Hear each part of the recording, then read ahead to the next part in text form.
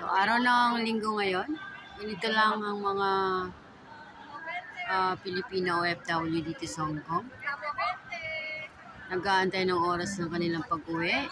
Ang iba may mga curfew. Ayan, si Manang nagtitinda ng 20-20 na t-shirt. So, dito, may mga nag-iikot-ikot dito ng mga kababayan natin na may mga dalang pagkain.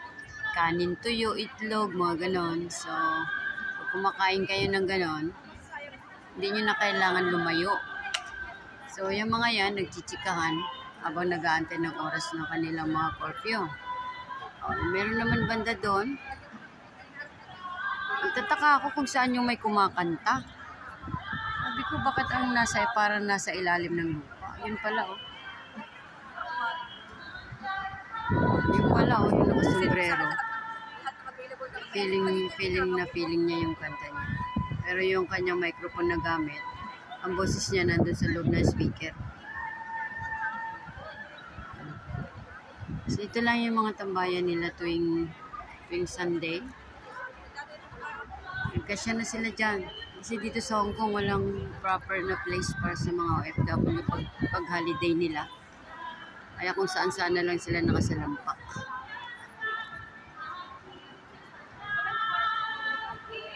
Ayan, kanta na naman siya dun.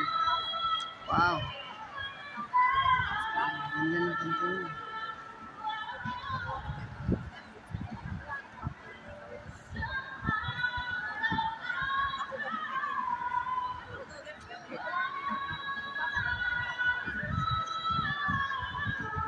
So, ito yung tinatawag na Exchange Square.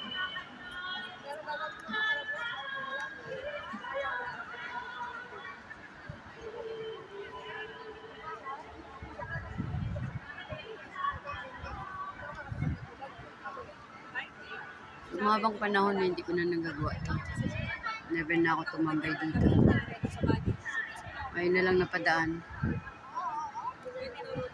Ang oras ay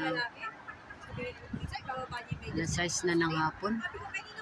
So pag winter, alas 5 madilim na dito pag winter.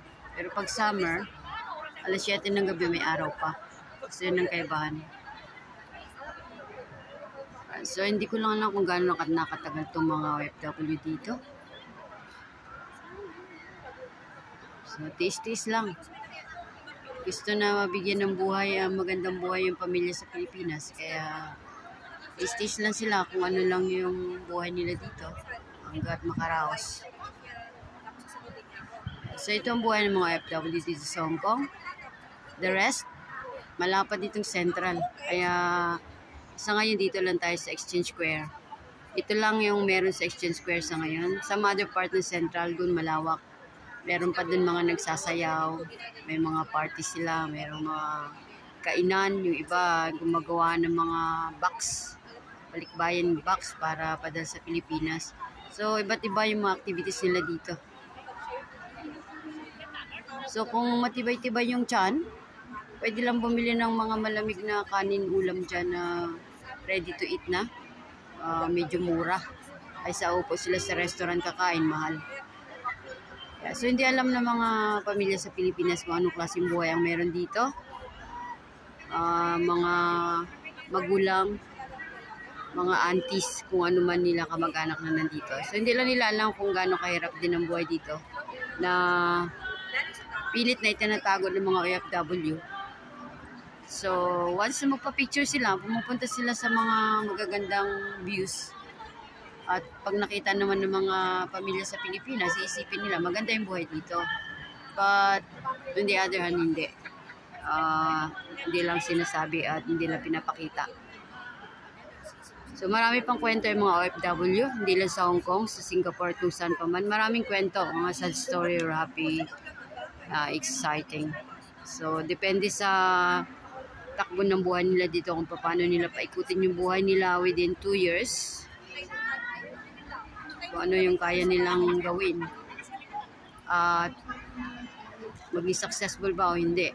So, as far as I know, marami dito matagal na rin nagtatrabaho. Pero pagdating sa Pilipinas, wala na ipundar.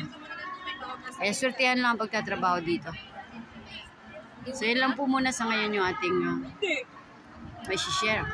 Thank you for watching, everyone.